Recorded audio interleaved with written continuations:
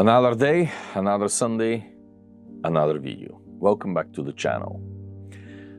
For a change, we're not going to be talking about Viking ships today. Well, there will be some mention of them, I'm sure. It can't be avoided. But today we will be talking about steering mechanism and how it changed and dating of the steering systems. The centrally hung rudder that we know nowadays is a fairly new invention. In fact, we know quite closely when it was invented. It was invented in the north, in the Baltic Sea, in the late 12th century. There are two wrecks from the 1180s, approximately, which both are showing on the stern posts traces of the pintos and the gudgeons. So that is how we know that these vessels had already stern-hung rudders. In the Mediterranean world, however, people continued to using quarter or side rudders that sometimes popularly and quite mistakenly are called steering oars. They are not. I'll return to this in a moment. It took quite a bit longer, actually, for the Mediterranean world to switch to this newfangled invention. I mean, for so many millennia, they have happily steered with quarter rudders. Why should they switch suddenly to a stern-hung just because the savages and barbarians from the north are doing it? As we have discussed in previous videos, the evidence for centrally hung rudder, the earliest evidence that we have for centrally hung rudder in the Mediterranean world is coming from the manuscript of Michele di Rhodes, see in previous videos. But even there, on the galleys of Flanders and the Levantine galley, the Constantinople galley, in both cases we have the quarter rudders also in place together with the centrally located centrally hung rudder in the modern style. If something has lasted for as long as this, because let's face it, we have quarter rudders from Egyptian times onwards, and we have illustrations even earlier from Sumer showing quarter rudders on the reed boats. When something has survived for 3,000–4,000 years, it is not because it was a backward technology and should be discarded. It clearly was doing its job, and it was doing it quite effectively for the types of vessels that were sailing at the time. So how do these rudders work? As I said, people quite often, and very mistakenly, call them steering oars because they do look like an oar, but they do not operate like an oar. An oar is essentially a lever. It has a pendulum point. You pull on it, you transform this into forward motion of one kind or another. The whaleboats of the 19th century, certainly, they are using steering oars, not quarter rudders. Quite different is the concept of the quarter rudder. As the stern of the vessel is shaped, they are on the two sides, usually on the two for the Mediterranean world, from ancient times all the way into the late Middle Ages. Well, until the 15th century, when they begin to disappear, we see that they are always coming in pairs. I did warn you that I'll mention the Viking ships again, and this is the moment when I will. In the north, on Viking vessels that have been discovered, on which we have had the rudders, like the Jokstad, the Osbear vessels. In both cases, we do have the quarter rudders, but they have only one on the starboard side. And in fact, this is how the very word starboard comes. It comes from steering, the Norse word for steering, and in German to the present day, it is Steuerbord, coming from the verb for steering. But it was only on one side with a transversal tiller perpendicular to the center line of the vessel. So, by and large, no one was asking how were the tillers oriented in the ancient world, and the early Middle Ages in the Mediterranean world, we were mostly assuming that this is exactly how they operated there too, that they were transversal. We, of course, have had over the last couple of centuries, since people began being interested in these topics, we have had the iconographic evidence from the ancient world. We have had mosaics, we have vase paintings, we have reliefs, we have miniatures in manuscripts from this period that all are illustrating ships more or less accurately. We also have, of course, city seals, especially from the north, that also describe quarter rudders, but we have never really had an actual archaeological example of them. That changed with the Great Black Sea Maritime Archaeological Project, which was directed by Professor Jonathan Adams and co-directed by Professors Johan Ronnby, myself, and Bulgarian colleagues, like Professor Vagalinski, for example. In the process of this project, which, as I have said before, never aimed to look for shipwrecks, this was a byproduct of our surveying. More than 60 wrecks were discovered. Not surprisingly, the overwhelming majority are from post-medieval times, mostly from the Ottoman period, but there were a few significant in importance wrecks from earlier times. The first one that we discovered, and by this stage it was only Dr. Rodrigo Pacheco-Ruiz and myself who were still awake after 60-some hours of surveying, non-stop without sleep, and everybody else went to bed because they expected to be another Ottoman wreck, and lo and behold, we found on our screens the stern castle of a big sailing ship. And you could see the rail, but the interesting thing was that on both sides, on both quarters of the vessel, there was a very strange stanchion. Massive, big, round, continuing above the rail. So I asked the pilot, Rannby, to raise the ROV higher and to follow this timber upwards. We reached the upper stage of this timber, and lo and behold, you're seeing images over here, it ended with a mortise, transversal mortise also, that went across the center line of the ship. We dropped it down, and yes, indeed, we had discovered the quarter rudders of a so-called round ship. As you're seeing from the images up there, it is anything but round, it is rather elongated. It would have been a very graceful, very beautiful sailing vessel, but be this as it may, the point is that it is steered with quarter rudders. Now we know that it dates to the 13th century. Farther back, periodically I repeat the mantra of the archaeologists that we like repetition, we like patterns, we do not like exceptions. So one of the early vessels that we discovered dates to the very end of the 9th century or first years of the 10th century AD. And for a lack of a better way to describe it, we have called it the Byzantine wreck because it comes from the height of the Byzantine Empire, though, to be fair, we do not know its actual ethnic or political affiliation.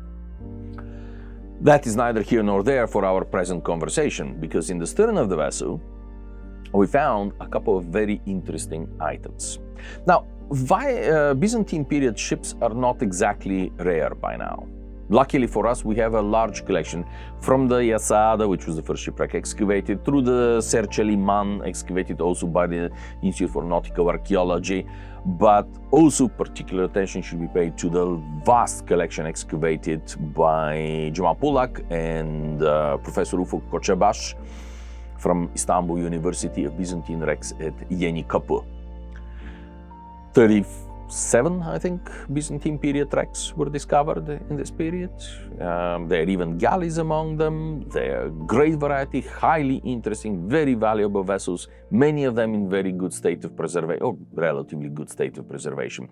But practically none of them had anything surviving of their rigs or their steering mechanisms. And that is where our wreck from the Black Sea really claims precedence.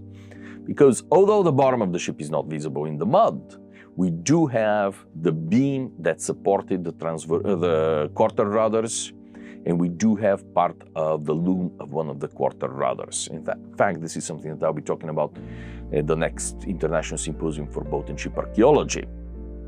So, by then, we do know that the vessel had 2 quarter rudders. We know that they were in the stern. We know how the beam projected from the sides of the vessel and how it supported them to some degree of certainty. Moving backwards in time, we also were extremely fortunate to find 3 Roman wrecks very conveniently and rather kindly dated 1st, 2nd, and 3rd century. All of them are in different states of preservation, but mostly very good preservation. The 2nd century is deeply buried in the water, in the mud of the bottom, but still the quarter rudders are visible and the whole structure that supports the rudders is visible.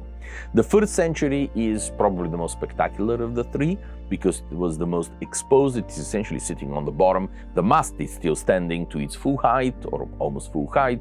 The yards are there. They have fallen on the deck, but they're still in place. You can see coils of rope. And here above my left shoulder, you can see some images of this vessel. And of course, they're all over the internet by now, the ones that we have released. But this is where the story begins to be interesting, because here we have the entire steering apparatus surviving on both sides. And as you can see on this, not only are they completely preserved, but the tillers are still in place. And this is what to me was quite interesting and illuminating feature. Look at it carefully. The tillers are parallel to the center line of the ship. They're not transversal, but parallel. Not only that, but even more interestingly, they're pointing aft towards the stern. This is clearly visible on the image above my shoulder. So, completely different from what we have expected to see. At this stage, we were completely satiated. We said we have been luckier than any human being deserves to be. If we've seen nothing more spectacular than these wrecks, by God, we have already rewritten our understanding of shipbuilding in this period.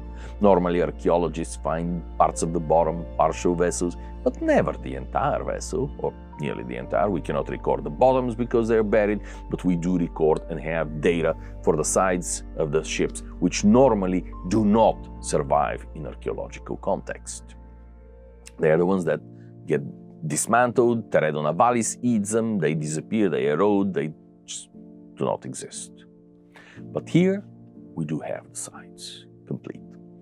So, as we continued our survey, lo and behold, we found another wreck. That one dates to the beginning of the 5th century BC.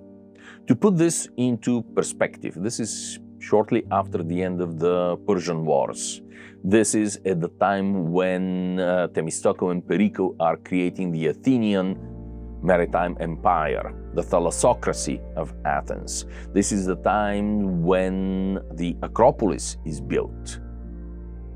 So, a vessel from this period has never been found before. Well, we excavated one from the 5th century at Tektash Burnu back in the late 90s and beginning of the 2000s, but there was virtually nothing surviving of the hull except the ophthalmoi, that is to say the eyes of the ship, but very, very little else that could inform us about the ship structure rather than the cargo and life at sea and all this kind of interesting things. And now we had a vessel lying on its side with the mast still standing, with the yards, the forecastle still clearly visible, with the quarter rudders in the stern also visible. Well, at least the starboard one is clearly visible, the other one is buried, since the ship is, as I said, laying on her larboard side. And as the vessel emerged in front of our eyes, Professor Adams and I and Professor Rhodes looked at each other and said, "We have seen this. We have seen such vessels." And sure enough, I think it was actually Professor Rhodes who first pinpointed exactly which image is the closest to what we are finding on the bottom. That is the famous siren vase from the British Museum, which depicts the scene from the Odyssey when Odysseus is tied to his mast to prevent his vessel being wrecked from the siren songs. And you see the vase above my shoulder, and of course, besides the vase, you will see also images of the vessel itself. Many scholars have worked on the subject of ancient seafaring. Particularly historians in the last 200 years plus have been discussing back and forth how much iconography can be taken as really indicative. And many sailors have poo-pooed it by pointing out that, come on, the square sails so far forward in the bow where they depict their masts. Nonsense, this cannot possibly be. No sailor, no shipwright would ever build a ship this way. And look at the quarter rudders, they're always depicted with very sharp corners down in the bottom. Of course, no carpenter, no ship carpenter would do this. This is so easy to damage. They all would be properly rounded. Look at the Viking ships, how they're done. So, to shorten the long story, ladies and gentlemen, in the process of the 45 minutes, well, actually more like an hour that we were surveying this vessel, we destroyed nearly 200 years of historical writings on the subject. Because A, the mast is very far forward, B, the vessel was square-rigged, C, it does have the depicted high forecastle and drop down of the shear line towards the stern, and at this stage, the three of us looked at each other and said, okay, we gotta do this. We have to track down the lower edge of the steering oar because it was buried in the mud, but we have to know whether the siren vase is representative of the rudder or it is figment of the artist's imagination. Look at this. We excavated down. This vessel is about less than 2,000 meters deep in the sea. We excavated, we followed, and as you can see, it is exactly as the ancient artists depicted it, with sharp corners. Sure, the proportions may be wrong, the scale, they may not be a scale drawings of the vessel, but the essential constructional features, characteristics of this vessel are as they are depicted on the siren vase. We found another vessel from the same period, not too far away from this one, but that one is so deeply buried that nothing only confirmed what we have seen on this one. But the reason that I'm bringing this one up is look at the quarter rudder. Not only it is sharp, it is tied to the beams with rope. We have taken samples of the rope to study it, but look at the tillers. And look now back at the siren vase above. You see that in the siren vase, the helmsman has the tiller under his arm. It is not odd perspective, it is actual depiction. And that tiller is pointing aft and is parallel to the center line of the ship. Look at our rudder on the Black Sea ancient Greek wreck. Sure enough, the tiller is fore and aft, and it is pointing towards the stern, just as the ancients told us, and just as modern scholarship tended to ignore it until now. And that, ladies and gentlemen, is why only archaeology, actual physical objects, material culture, can properly inform us about the past and about seafaring in the past, coupled with the illustrative material from other sources as historical documents, iconography, etc. And with this, I wish you a most wonderful rest of the day and hope to see you sometimes again on the channel. Goodbye.